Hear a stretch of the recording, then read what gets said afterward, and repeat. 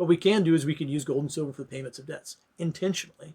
And I think now we're coming to a time in history when, we're talking about the gravitation away from the dollar, even the international deglobalization of the dollar, the de-dollarization of the global economy. We're talking about how, gradually the dollar is being destroyed through inflation. We're talking about the risk of going to a digital currency. We're talking about, okay, is the banking industry sound for decades to come? Well, what's a way that we can ameliorate that risk? Silver and gold investors are scared. Is the dollar losing its value? Did our founding fathers see this type of scenario unfolding and wisely put language into the United States Constitution to allow you to protect yourself by using gold and silver as legal tender? Today, we're fortunate to be joined by Bill Hardwick, a Missouri State Representative. He's one of the elected officials here in Missouri who's leading the charge for legal tender legislation. Bill, welcome to Ron's Basement. Hey, Ron, how you doing today? I'm doing great. It's an honor to have you here. Hey, it's an honor to be in your basement. This is pretty cool. Yeah. And dwell with you among, the basement dwellers. So that's awesome. Yeah. Well, the basement dwellers, and I always, I appreciate you saying that because you and I are here talking. We're talking about legal tender legislation, the importance, but the real important person is that third person who's joining us, who is scared. Right. And what you mentioned, I think, is the framing of the problem that the dollar is being destroyed. It's being printed into oblivion. Inflation is taking its value away. Since the dollar became a free-floating currency, its value is only measured relative to other things, goods and services in our country, other products, other currencies. And as our governments print more money, right, there's been a de-dollarization of the global economy and a devaluation of the dollar at home. And people are starting to feel it. And people are starting, Yeah. It feels like it's percolating that more and more Americans are realizing that there's something not right. Maybe they don't completely understand it, but they feel like something's not right. Now, that is true. I sense that when I talk to constituents and people around Missouri, that, their 401k seems less valuable than it was before. I had a constituent who told me, as I get older, I'm stronger because now I can carry $300 worth of groceries out of the grocery store. And what he meant was, that like, all that cart bill is the price of it's gone up so much, and they're feeling that. They're feeling like they worked hard, they want some certainty, some stability, and their dollar and their purchasing power is being destroyed gradually and rapidly in some ways. Yeah, and I want to point out, I want to circle back to what you just said. Bill said that one of his constituents said he's getting stronger as he gets older because now he can carry $300 worth of groceries out of where it used to be 3 carts. Now you can carry it in 3 small bags. And everybody notices that. I mean, and inflation hurts everybody of all income brackets. Mm-hmm. Whether you're somebody who's on a fixed income, whether you're about to retire, whether you're just trying to get by and feed your family, you feel the effects of it, and it's frustrating for people who've worked hard, they've invested, they saved. And they're seeing, the value of their efforts just go before their eyes. Slowly eroded away, and it's kind of a slow process. And some people refer to it as a hidden tax that the government, again, to circle back to what you said, once the dollar was taken off the gold standard, it was free to be printed at will. And if the government needed more money, in the past, they would have to raise taxes. But when they discovered that they had a free-floating currency, they could print as much as they want. And that just dilutes the dollar and makes purchasing power go down. Yeah, via fiat. And the American people pay for spending one way or the other, whether it's through a cutback to services, whether that's through an increase of taxes, or whether that's through the government printing money to pay for its own obligations that it's made. And then you feel that by your purchasing power going away. And every company you do business with, everything's more expensive for them too. So one way or the other, you always pay for spending. And Milton Friedman said, inflation is always the responsibility of the federal government because we know the value of things, the price is supply and demand, right? Mm-hmm. There's a demand curve. And so who controls the supply of the dollar? Well, it's the federal government. So they're always responsible for its devaluation and inflation. Yeah. And I often bring up the point, and I think our viewers maybe wonder this as well at times. The Federal Reserve says they have a target that we have 2% inflation. Now, we both know that, as your constituent said with this $300 grocery example, that they've well exceeded that target. But why does the dollar have to go down 2% in value anyway? Why does inflation have to? So there's an interesting point about the entropy of all currencies like that. There's a reason why there aren't any more Roman dollars for the Roman Empire. There's a reason why there aren't, the currencies that existed in the Ottoman Empire before, right? It's because there's like this decline that's expected to happen. And in some ways, people like Tocqueville and before him, the framers of the Constitution, probably read history enough to know that, is that a government that starts to fund itself through the generation of a currency will start to decline. There'll be entropy of that currency's value over time. And it seems like it's been inevitable throughout the ages. And I know we're going to come back around to what I think is a solution to this, like a solution to make us transcend these problems in some way. But yeah, that's exactly right. There's just like the entropy of the dollar. And then, when Keynesian economics came about and became in vogue in the United States really during the Great Depression, New Deal, the solution for all economic problems is just to print more money, print more money. And then as we did that, it accelerated the decline, Yeah. But yeah, go ahead. Well, no, it's just interesting.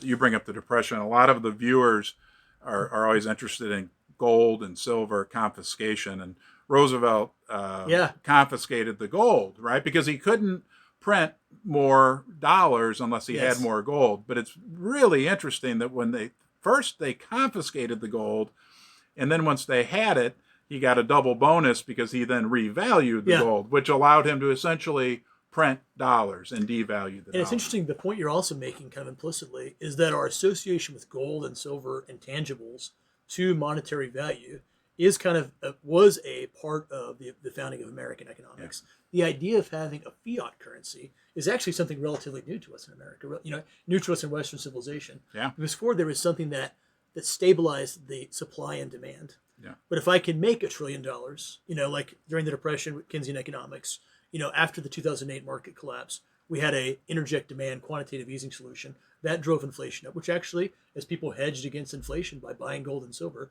those prices rose. And then after COVID, as people quit opening the doors for business, fewer people showing up for work, less production, the federal government solution was inject lots and lots of capital, cash dollars, give people payouts. Mm-hmm. And the problem is with that, obviously, is that we have so much cash in the economy chasing less production, goods and services.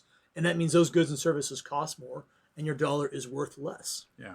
And you actually see, the value of gold, it rose substantially during quantitative easing post 2008.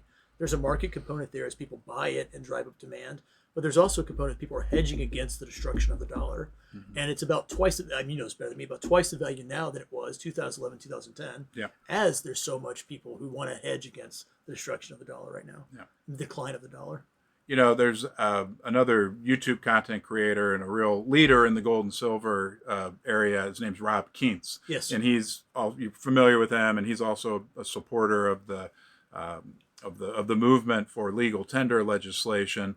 I was talking to him the other day, and he actually wrote a book about this, what was part of a book that he wrote. That I asked him the question. I said, is it true that most of the greatness that happened in America happened during the period when we were on the gold and silver standard?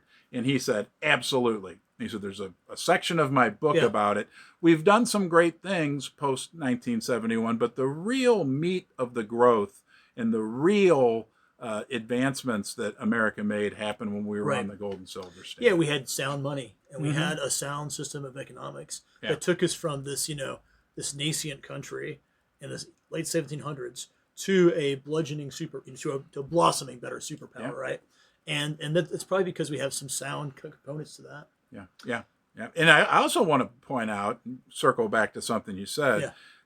The founding fathers put this in the Constitution. So when we talk about it, I think sometimes we can feel like we're on the fringe. But the reality is, the truth is, there's a reason why the founding fathers put it in the Constitution. They were trying to do some timeless things. Yeah, I'm an attorney by trade, and the difference between federal and state government powers is always very interesting to me. So there's enumerated powers of the federal government. And the Articles of Confederation before the Constitution allowed states a lot more freeway in making currencies. And there was kind of debate, with Hamilton and stuff about, okay, we need a strong country with a strong currency. And so in the Constitution, most of coinage of money was given to the federal government. But in the reserve powers to the state, it says no state shall coin money except gold and silver for the legal tender for the payment of debts, right? Mm-hmm. Gold and silver can be used to transact business. And, there's a historical significance to that about all the cultures around the world. One commonality. See, what money is a common metric for valuing things, right? Your $10 bill, your $100 bill here, doesn't have like inherent value. It's a way of measuring the value of the other things, your Chiefs mug, right? Your box back here, the bear. It's a relative value. And so gold has been used by cultures and empires and for millennia, right? Because it's easy to standardize. It has practical industrial applications and value, right? There's reasons why gold is useful. It's malleable. We'll talk hopefully in a second about all the ways that it's going to be necessary for furtherance electronics and stuff like that I see. But like it's used as that metric. So the founding fathers identified that, but also they intentionally didn't say the state couldn't coin gold as money. Intentionally, they said a state could use gold and silver for the payment of debts. And even then, so what the Constitution's about, it's about preventing the centralization of authority, economic power and authority.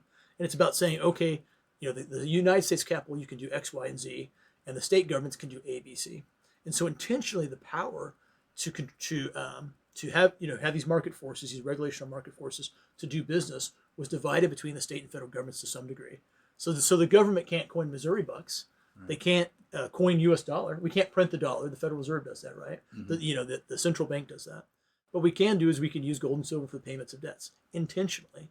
And I think now we're coming to a time in history when, we're talking about the gravitation away from the dollar, even the international deglobalization of the dollar, the de-dollarization of the global economy. We're talking about how, gradually the dollar is being destroyed through inflation. We're talking about the risk of going to a digital currency. We're talking about, okay, is the banking industry sound for decades to come? Well, what's a way that we can ameliorate that risk in the state of Missouri? We can have another market for banks to transact business. We can have another way for people to maintain assets, to have a barometer, a metric for the payment of debts, the value of our goods and services in Missouri.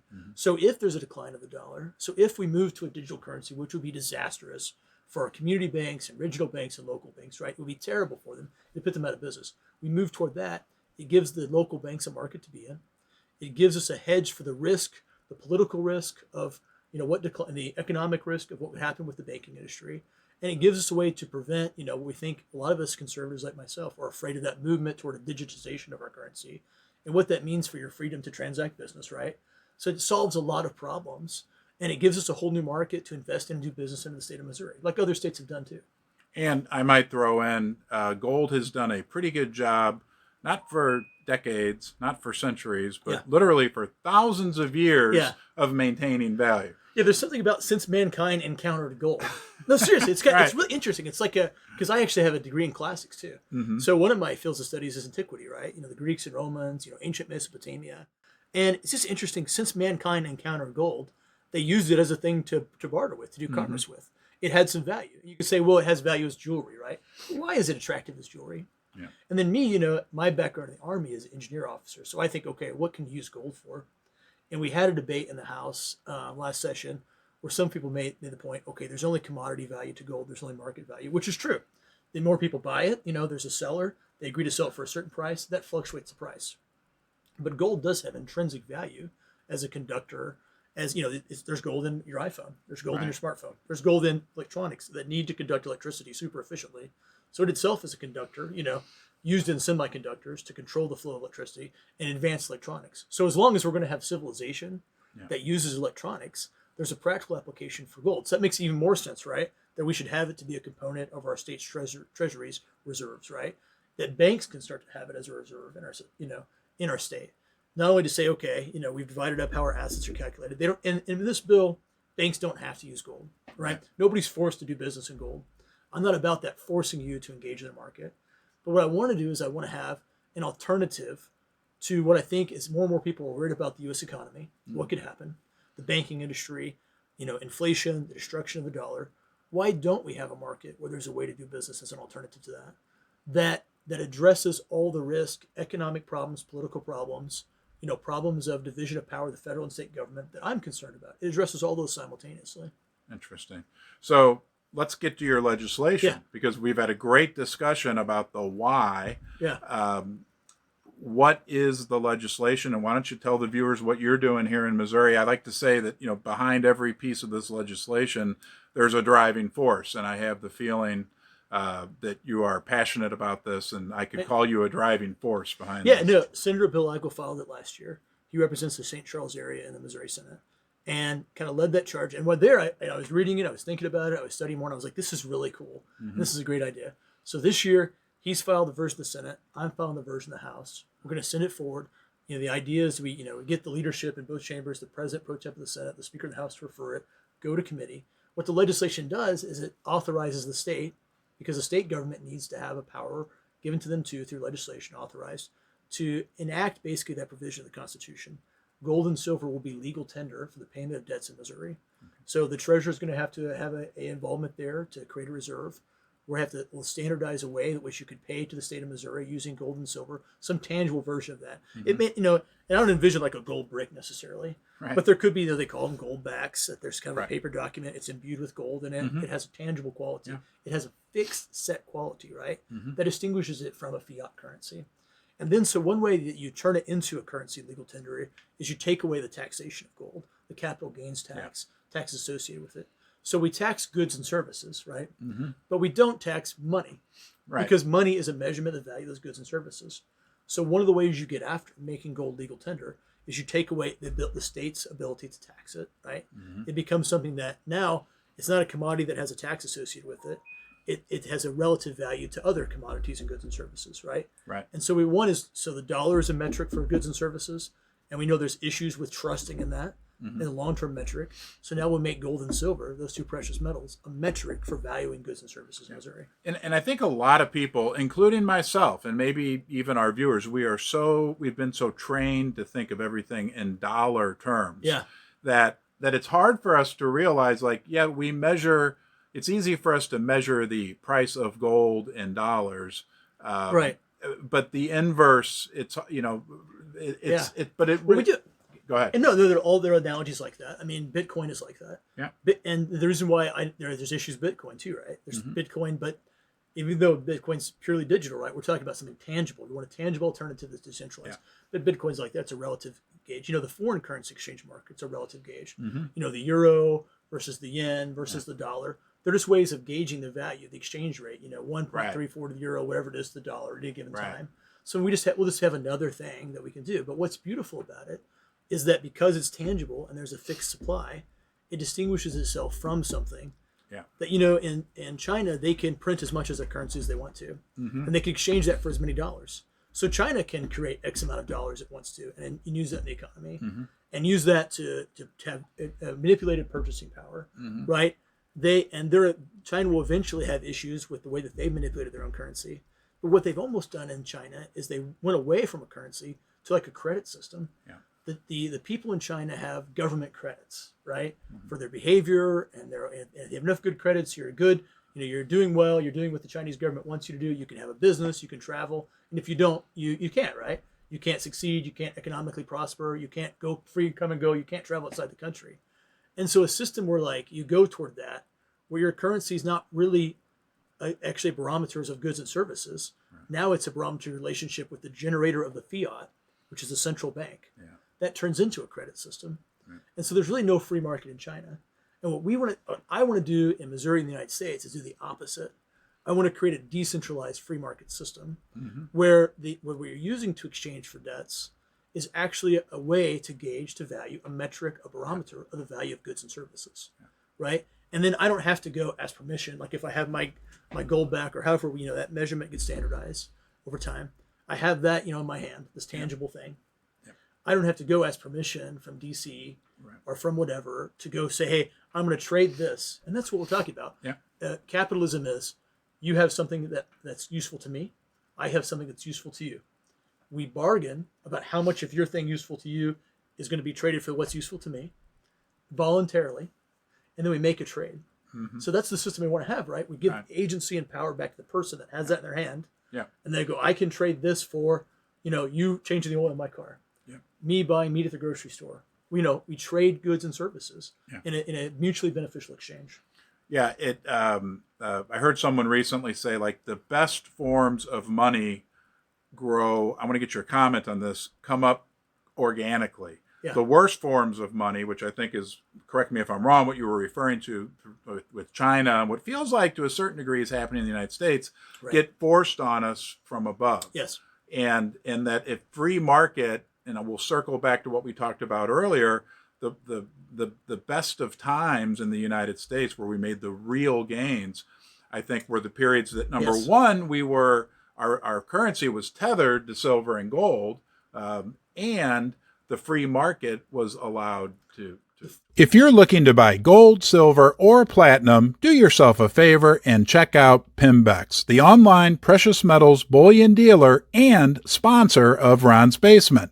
I was a happy customer before they offered to support the channel. You'll find they have the best prices, quality, and service. I think Pimbex is best, and you will too. And be sure to tell them that you're from Ron's Basement. The free market is the biggest advantage the United States had. Yeah. So one of my favorite economists and political philosophers is F.A. Hayek, who wrote extensively about central economic planning. And he describes something called this information problem, where there's the central planner who's trying to plan all the multitude of transactions and the individual transactions that could line up. But no matter how smart the central planner is, the economic planner, he doesn't know what the person on the side of the street needs to know to survive for their business. Yeah. So when the Soviet Union first came about, Soviet Union, communism, heavily central economic planning. The government knows best about how to distribute goods and services, and so there were detailed plans about, okay, we need X amount of toothpaste here, X amount of cheese here, X amount of bread here, right? And this is how we'll distribute it for the needs of the masses. But no matter how much they tried to plan, they can never get it right. There was shortage of food there. There was too much toothpaste in this other city, right? And the reason why is because the guy who's selling hot dogs every day in, day out on the street corner, he learns faster than the government exactly how many hot dogs to have on hand. Because if he has too many, he loses money. Yep. And if he has too few, he turns away customers. Yep. So him trying to survive and optimize the supply of his goods and services to the customer actually quickly, very quickly, right? Efficiently, some would say. I mean, I'm not an efficient market guy. I mean, I can't, and I'm not, but like efficiently figures out exactly how many hot dogs to have on hand. Right. So if he doesn't, he goes out of business. Yep. And so nobody who's planning, transactions and distribution of money and goods and services will know what he'll learn by doing business day in and day out. Right. Right. And gold and silver are a good solution or a good conduit for that to occur. Yeah, and that's the idea. Like I'm decentralizing. I mean, like I said, we're addressing the problem of inflation. Right. We're addressing what I think are probably growing systemic risks in the banking system. We're addressing the centralization of power, which is a problem. But we're also addressing that, okay, we're using gold and silver to decentralize economic decision making to the individual. Yeah. Yeah. Which incentivizes market-based decisions, capitalism, creativity, and and the silver. I have a silver round. I won't reach back there and grab it, but there's another guy who's a great YouTube content creator, Bald Guy Money. We're having a discussion, and he 1 ounce silver round is like a battery. Not in terms of storing, and it's great for use in electrical batteries, but a value battery, right? Yeah. I change the oil in your car. You give me a silver round. I don't really need anything from you right now, but some other guy who can fix my lawnmower, we can make our own decisions. Yeah, and that's what's interesting about it. Like, and there was the criticism last year about, okay, an economic collapse, what's the value of it? Well, at first I'd argue that us using those metals to transact business is actually a way to address the risk of an economic collapse. It's one of the things that prevents the collapse of our economy. Because even if there was a banking collapse, and even if there was more trouble with the dollar, people in Missouri could still go, I have so many gold backs on hand, and I know I could trade that in Missouri for gasoline or whatever. So that's a way to address that. But then, okay, so let's take that hypothetical scenario. The economy is crashed. There's gold and silver. It still has utilitarian value in continuing the society industrially. Like you said, the use of batteries, the use of electronics, the chemical processes we use, to make mirrors, to make pretty much anything. Solar panels, exactly right. So you can transfer solar energy to electrical energy using these precious metals. And so there's like all kinds of things that would be very useful actually, if there were an eventuality like that. So that's interesting to me too. And when that point was made last year in session, my visceral reaction was like, that's off, right? And then I was like, let me just go study all the industrial applications of gold and silver. Right. And I was like, it's one of the things, we can't function without the internet. but you actually don't have electronic communications network without gold and silver. Mm-hmm. So it seems like there's utility for society in any condition for it, right? As long as we use electricity, Yeah. there'll be a need for gold and silver. Yeah, yeah. And I think that, and I'm sure our viewer would agree with us as well, in the United States, there seems to be there's a growing level of awareness surrounding gold and silver, but this is just my opinion. It seems like since I was born in 1970, when I look back at history, it seems like since we went off the gold standard, there has been an encouragement from the powers that be to kind of dissuade people away from silver and gold. Like there hasn't been, like most people are in the United States. Now you go elsewhere in the world, I talk to people all over the world. They have a completely different perspective when it comes to silver and gold. But here in the United States, it's been somewhat tamped down. And whether or not that was a coordinated effort, or, I do like to bring up, and we're not getting into the political rabbit hole here, but when Nixon took the United States temporarily off the gold standard, I mean, to me, that was kind of like a divorce. And so why would the U.S. government want gold to be doing well? They just basically divorced the dollar from gold. So, it's like they traded teams or something. Like they're thinking, well, that's not good. There's a reason why we're.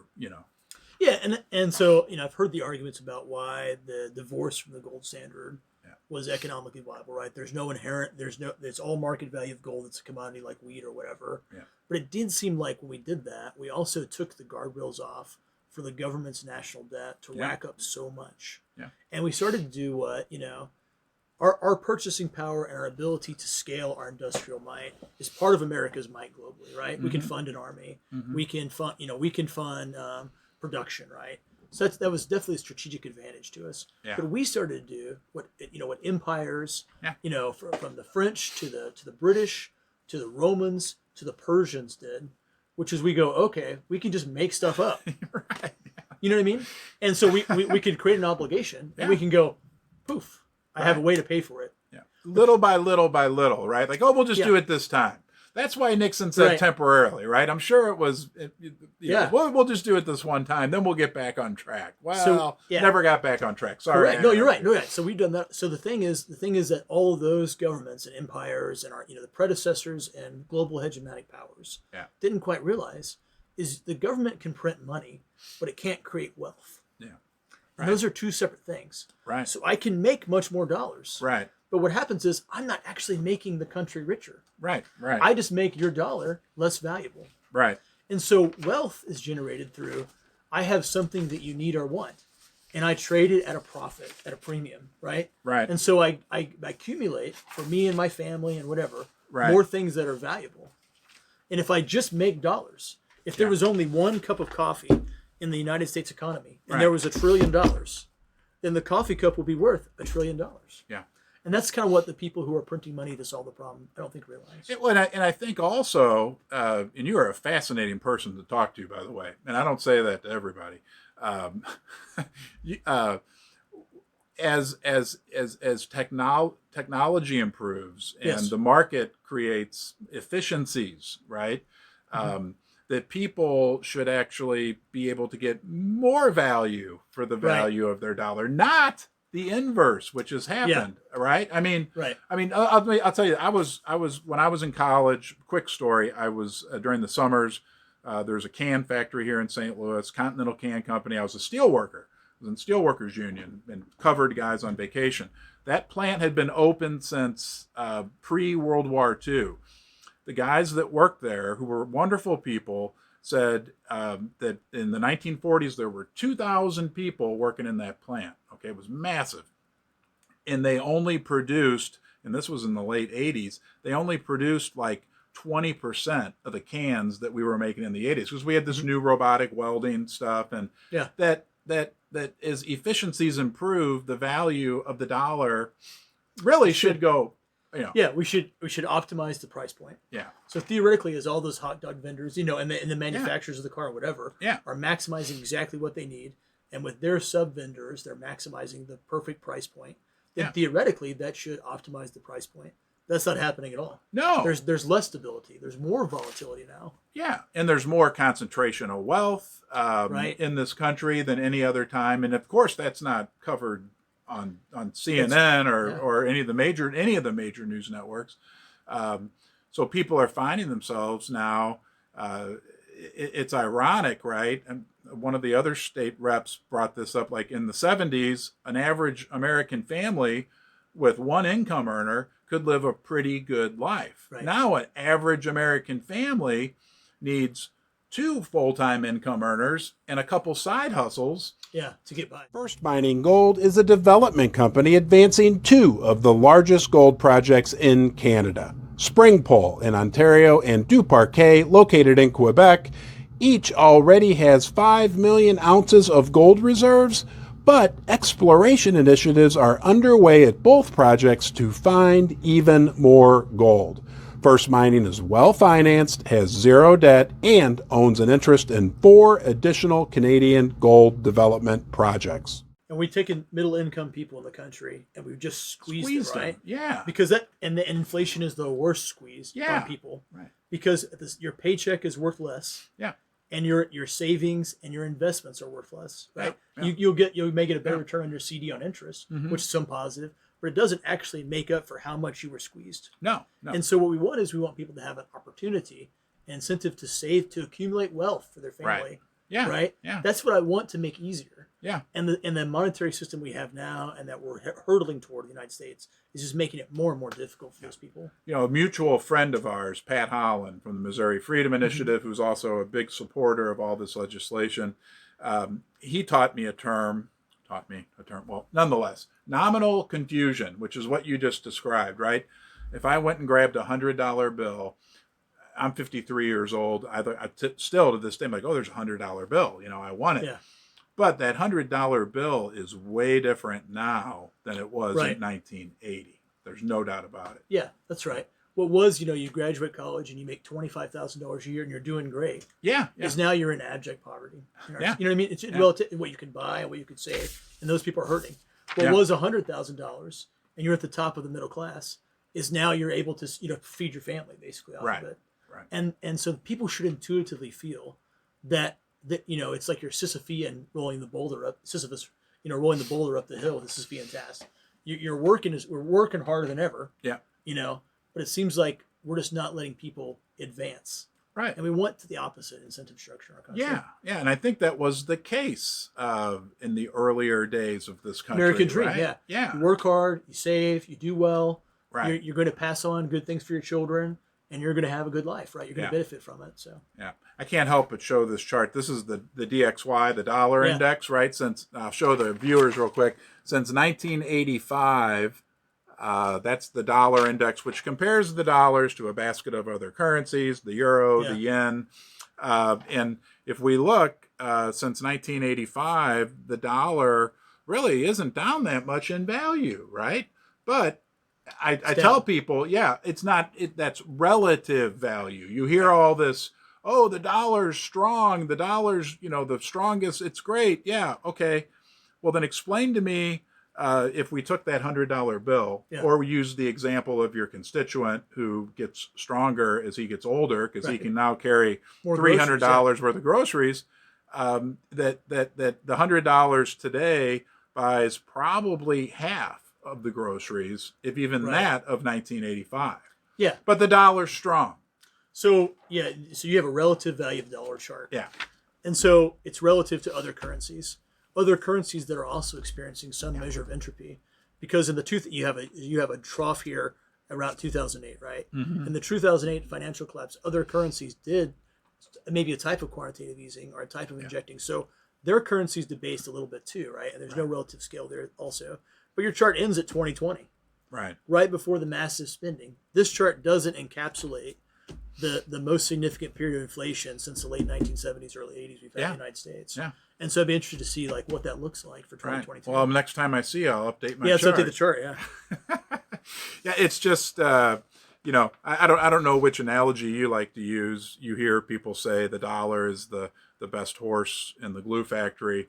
I like to say, like, if you and I left here today and went and found the most suspect used car lot in St. Louis, and we found the 4 worst cars on that lot, right? That one would be the dollar, one would be the yen, one would be the euro. It's like comparing, or you hear people talk about, it's like 4 guys jump off the Empire State Building and the dollar's falling the slowest and says, well, everything's great. So, no, that's right. And again, one of our distinctions is, so it may be the best horse, but why not have another horse that doesn't have the flaws that are being created in it? Yeah. And I think I misspoke earlier. I was talking about, Bitcoin can be produced indefinitely. The blockchain, there's a finite component to Bitcoin for sure. Mm-hmm. Yeah. But there are disadvantages to Bitcoin that gold doesn't have. Right. And there's also a reason why gold has these applications that Bitcoin doesn't, right? Yeah. So I think it's, and again, like there's a blockchain, there's a password, it's much different than what I want to do, which is, you have something tangible. Right.